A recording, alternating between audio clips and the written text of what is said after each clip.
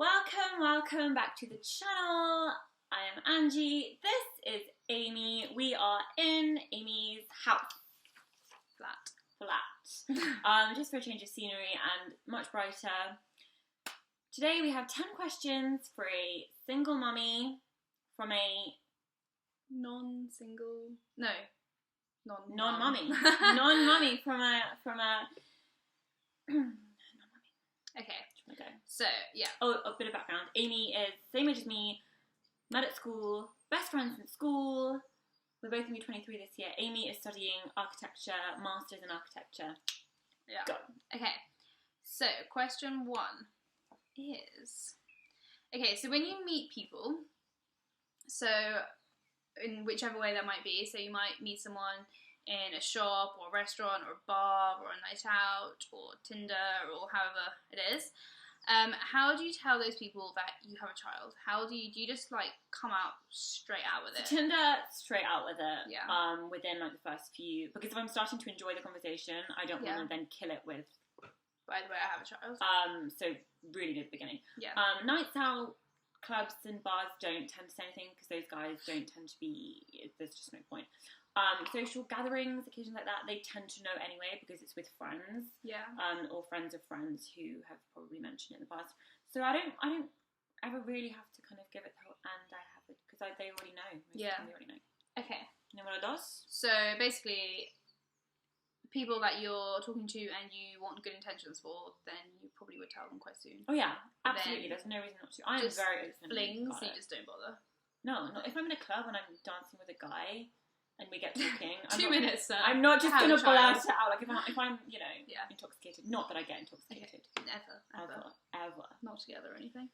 Okay, so question 2 is, ever since you started breastfeeding, like, just not gonna lie, your bras aren't that nice. They're a bit, I mean, they're cute. Sorry, but I think this is better than yours. Whoa. I mean, it has buckles on it. I mean, if that's what you're into. Clips. Like, the word is clips. I call them buckles. So little clips. Like straps and like things that kind of pop open so No, I have yet to find attractive nursing bras. I'm sure obviously there are plenty out there online.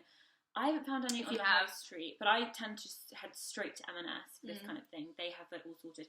The most attractive one I ever found was a plain black one. Similar to this, but plain black. Yeah. And that's, I mean, the rest are kind of, you get the white ones, the beige ones, the stripy, I mean, they're not, but... Do you not just get, like, really nice, like, lacy ones? Or are you, like, so tired that you actually don't really care? I don't really care. But also, you're paying extra anyway for the clips, that you're going to be paying even more for. What does it do? Just, like, so you just let it loose. Let it out. Produces. Okay. Interesting. So the answer to that is I don't actually know, but I'm sure there are. I mean, I'm sure there are. Okay. 3 minutes. Sorry. We're going. I'm trying to get it. Okay. So, number 3 is, does breastfeeding hurt? Because I remember when I first saw Maya, it was after like 2 weeks, I think, of her being born. Of her being born? Of her. Of her existence. Yeah.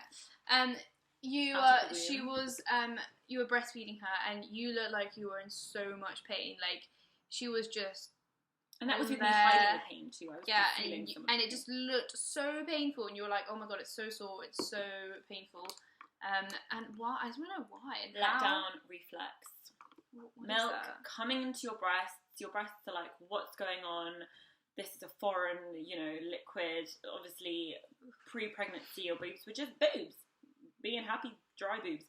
Now they've got liquid coming into them, so it's painful when the milk comes in. Then your nipples get cracked, they get dry, they get so very, very sore. And on top of that, you've got someone sucking on it. So, and there are cases of bleeding nipples. I never had bleeding nipples, but... So, that's not fun. The bright side is, it doesn't last very long. It's only about 2 to 3 weeks. Maybe a month, I don't know. Those weeks are very painful. Not every time you breastfeed, but a lot of the time. And then the pain dissipates, it goes away. And only do you just get back. No? Does it dissipate, or does it? You just used to it? No. It goes away completely because the milk's already coming. But you now got like leather there, like it's just. I mean, it's toughened out. I mean, this is like numb. I can't even feel that right now. And then when they get teeth, obviously you get a bit of biting. But a lot of people wean before the teeth come in, so which is not what's happened. So she's bitten you before. Lots So of times. and that was a little, because she would fall asleep a lot on my breast, sort of in a clamped down. So I'd have to pull it out with her still clamped down. So that was. But nipples are tougher than they look. These things are so tough. They can cope with so much. Okay. So we're good. Next question. That's fine. Yeah. Okay. Question. You're gonna be so ready. For... When you have a baby, you're gonna be yeah, I so know, ready. right?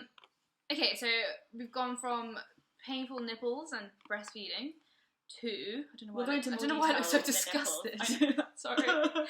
We'll go into more detail breastfeeding. with the nipples because it's not all bad. It's not all doom and gloom. Okay. Baby's getting fed after all. I think everyone wants to know how painful is giving birth. Like, you're having a whole baby just coming out of you like that, and like it just the whole thing just gets bigger. From what you've seen from films, TV programs, they're very dramatic, and you think, God, that's so dramatic. Like, you're having like people screaming, they're sweating, they're crying, they're swearing, they're holding people's hands, they're like shouting at the nurse, like, no, don't come near me, don't, get out, and stuff like that. And you're just like, I'm like, get in here and help me get the baby out.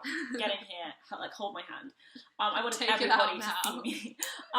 No, that's not over dramatized. That's it. It's if you're really giving birth, whether it's all natural, epidural, whatever, it's the most. I mean, epidural, obviously you can't feel the pain, but before you've had that epidural, the contractions themselves are very. What very could you painful. relate it to?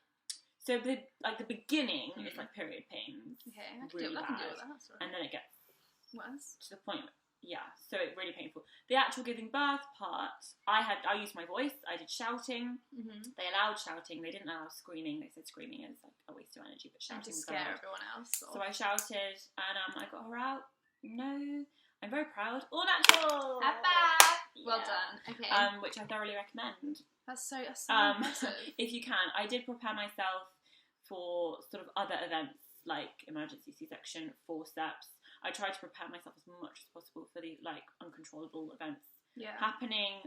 But I was very fortunate to have had a. I'm so impressed. Like, I don't even know how you did that. Thank you. I know. Oof. At least she's so cute. But no, the answer is yes. It is just as painful as they make it out to be. Really? However, it's not a permanent pain. It goes away. Would you do it again? Yeah.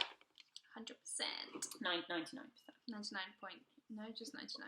I will do another video on my birthing childbirth experience. That's all I'm going to say. Okay.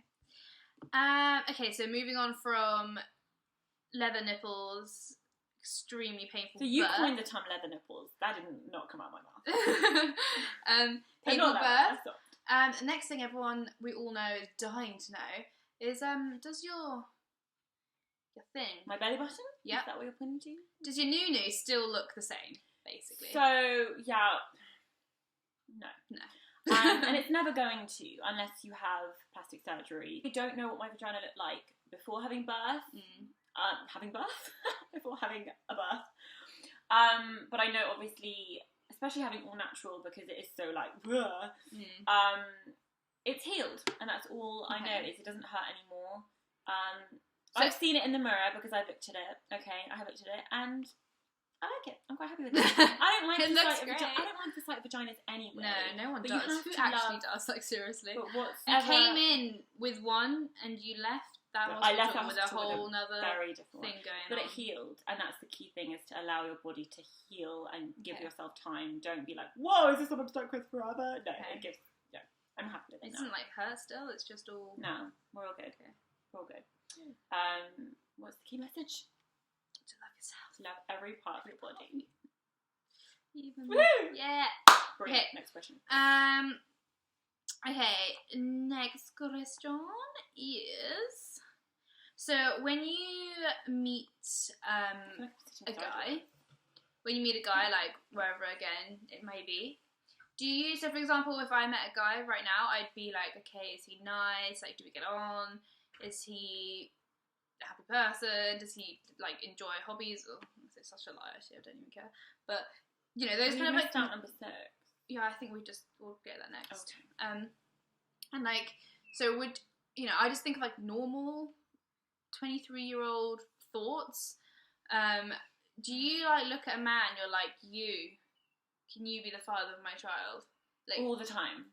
All the okay. time. If I see guys on the train and I'm attracted to them, I think, oh. And then I have a little daydream and I have a little visualization and a little them fantasy. like pushing prams, feeding child. And then their own wife comes back from the toilet, and I'm like, well, that's a shame. Wife with child. Yeah. Often it's married men, and I'm like, oh, they'd be such a good. And then you notice that they are married, so they do have kids. But no, I mean, no. If I go on a date with a guy and I think, is he potential boyfriend material? That's the first question. And then I think, in the back of my mind there is the thought like, ooh, future daddy material. But no, generally at the moment, no. I think, particularly guys my age, are just way not ready. Whoa, not ready. Oh my god, at 20, yeah, they're still babies. No. 23 is still babies. No. Do they even know what children are? They're like 14. Yeah, in their mind. Okay. You get some very special. So, and also Maya still sees her dad, so I'm no way looking for a sort of replacement. And she still sees him. They're close. They see each other like once a week. So I think they're at the park now. My thought is, is he a potential boyfriend? That's the thought. There is no kind of, is he going to potentially be a daddy to my future kids? Yeah, it's probably more like your future kids rather than for Maya. Yeah, well, exactly. Maya has a daddy. It's difficult, with every guy I meet. I do think, I wonder if he's good with kids. There's people outside, so don't. Sex. The question is about sex. No, seriously, there's actually old people outside. Don't do that. I live in a very quiet place. Just an old people's community. Home, basically. Community of yes, we've done this so quickly. So good. Okay. So the question 7 is, oh my god, such a lie. It's question 8 actually. Sorry, backtracking. Whoa. What is the one thing that you miss the most that you couldn't do, you could do before you had a kid, or you were pregnant, that you can't do now? It's just completely other question. The one thing, if you're going to say, oh my god, I so wish I could still do that, what would it be? That I could do that you can't. I don't think there's one activity, just spontaneity and freedom to do whatever you want. Freedom. Just that word, freedom. Yeah. Do you know what I do miss? Cinema. I used to go to cinema a lot. Can you not still go? Well, I can, but when you have a baby, your time is so precious that sitting for 2.5 hours or however long it is, just sort of watching a film, I mean, I could be doing so much during that time. Maybe I should go to the cinema. And folding all those clothes. So yeah, just freedom, and you can go out when you want, with who you want, whenever you want, and you can just decide at the spur of the moment. I have to plan any outings in advance, so I have someone to take care of them. Basically, it's just freedom, not being able to. Okay. Yeah. Okay. Question. So that was question 9. So question 10. No, this is question 9. Oh yeah, that was question 8. This is now question 9. Okay, what do you love the most about being a mum? If you could choose one thing, I know you're gonna reel off 100 things, lovey-dovey cute stuff, but if there was one thing that you love being a mum, what would it be? The relationship. The relationship I have with my daughter, that I know no matter what happens, she will always have me, and I will always have her. It's not like with a boyfriend or a husband where yes, you can get divorced from your kids and they can kind of abandon you if you fall out or whatever, but at the end of the day we have each other for life. So it's the relationship, it's the love and the bond and the idea that when I wake up in the morning, there's just so much more meaning than that ever was ever before to my life. And that's cute. Makes me feel slightly sick. The love. It's so cute. The love. It's really the love. And the kind of, you can't explain it. I'm just laughing over here. Don't laugh! Sorry. No, I do. Really, I'm sure you can I don't understand that. That's why. Because I'm not a mother. Because it's hard to. When you say what do you love most about it, it's everything. Everything from, and the way she behaves like me. The way she is. The way she behaves me, and it's just seeing this little person grow and develop based on the way I raised her as well. So cute. When she says, "Oh shit, mummy," I know that I'm fake when we teach her every word. Yeah, good times. Mother high five. Okay, right, question 10. So basically it's just, and also I think it's loving someone else, not yourself. Yeah, loving someone else way more than you've ever loved yourself. Yeah, because at the moment, just being on your own, you're your number one. Well, you try to make it, but then you realise actually bigger things in the world than yourself. But also, what was I going to say?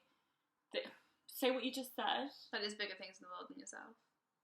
Yeah, loving someone else more than you've ever loved yourself, and more than life itself. Yes, so putting their life before yours, because it's just so much So much more important. Okay. Carry on. So the last question, number 10, is okay. If you want to give one word of advice for people like me, or even maybe for other mothers or people that don't want to have kids or whatever. Everybody.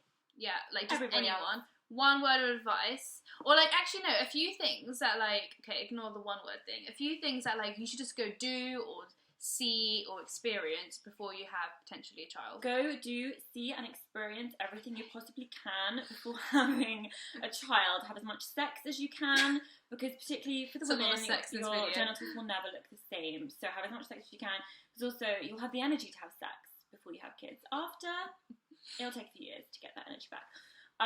Sleep as much as you can. If you want to have a lie-in, do it, okay? Just do it. Lie in as much as you can. Until like 1 p.m? You want to sleep through the night? You want to do that every night for as long as you can before deciding to procreate. Just everything that you know that once you have a baby you're not going to be able to do, and you know what these things are. Brief. So we're done. I hope you've enjoyed our first Q&A. I don't like the phrase Q&A, but it really is a bit more really of an interrogation though, really. Yeah. From someone that doesn't have a mum and maybe doesn't have a mum. Doesn't have a mum? It's your mum's birthday today, Amy. I think you have a mum. Love you, Mum. I meant doesn't have a child. Doesn't have a child. But also just from the perspective of someone that has a baby and doesn't have a baby, we thought it would be more interesting. And let's all be honest, we're all curious people. Yeah. Especially our age, and when you realise that someone that maybe you went to school with or you know has a kid, everyone wants to know details, don't they? That's just how we are nosy people. Very even people nosy. that pretend they're not nosy. They're nosy. So yeah, thank you for letting me. Thank ask you the so much for question. watching. Bye. Bye guys. No kisses.